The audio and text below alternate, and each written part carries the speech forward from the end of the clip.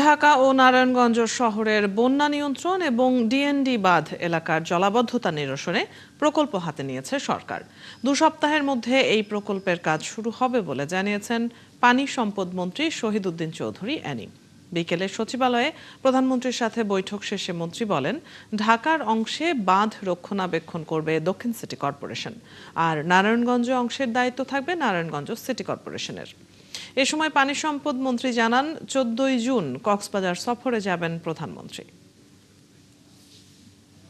আমরা মিটিং করে এই সিদ্ধান্তে উপনীত হয়েছি যে পানি সম্পদ মন্ত্রণালয় কর্তৃক যে প্রজেক্টটি আমরা শেষ করেছি এটি আমরা হস্তান্তর করব সিটি কর্পোরেশনকে।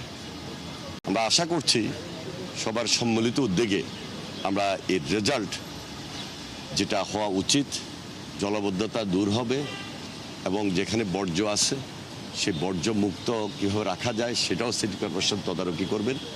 সব কিছু মিলিয়ে এটা একটা পজিটিভ আলোচনা হয়েছে এবং আন্তঃমন্ত্রণালয় যারা আমরা উপস্থিত ছিলাম সবাই মিলে মাননীয় প্রধানমন্ত্রীর দৃষ্টিতে এনেছি।